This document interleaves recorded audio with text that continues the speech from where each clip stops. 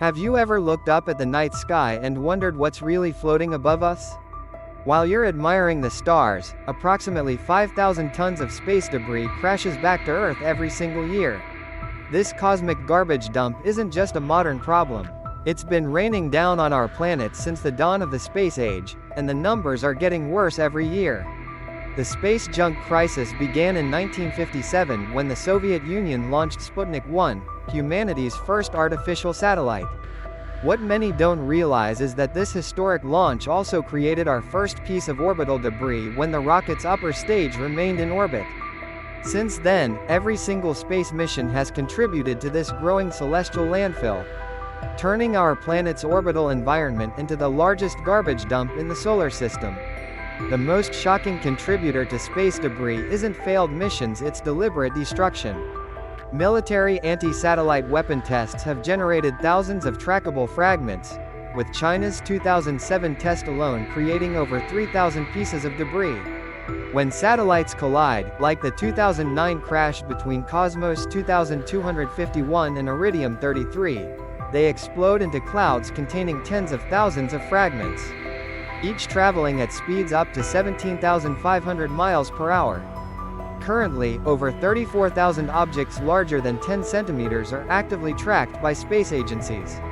But scientists estimate there are more than 130 million pieces of debris smaller than 1 centimeter orbiting Earth.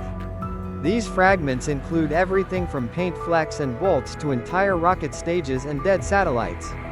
Even a piece of debris as small as a marble can destroy a spacecraft due to the extreme orbital velocities involved. The Kessler syndrome, proposed by NASA scientist Donald Kessler in 1978, predicts that orbital debris will eventually reach a critical mass where collisions create more debris, leading to a cascade effect. This scenario could make certain orbital regions completely unusable for future space missions. Low Earth orbit, where most satellites operate, is already showing signs of this dangerous phenomenon. Most space debris burns up completely during atmospheric re-entry, creating spectacular meteor-like displays visible from Earth. However, larger objects can survive the journey, with pieces occasionally reaching the ground. In 1979, NASA's Skylab space station scattered debris across Western Australia, and in 2011, NASA's Upper Atmosphere Research Satellite threatened populated areas during its uncontrolled re-entry. Space agencies worldwide operate sophisticated tracking networks to monitor debris larger than 10 centimeters. The U.S. Space Surveillance Network uses ground-based radars and optical telescopes to track over 34,000 objects, updating their positions multiple times daily. This tracking system has become essential for protecting the International Space Station and active satellites from potential collisions. Engineers are developing revolutionary solutions to tackle the debris crisis. Proposed cleanup methods include giant nets, magnetic systems, laser ablation, and specialized spacecraft designed to capture and deorbit defunct satellites. The European Space Agency's Clear Space 1 mission, planned for 2025, will demonstrate active debris removal by capturing and destroying a piece of space junk.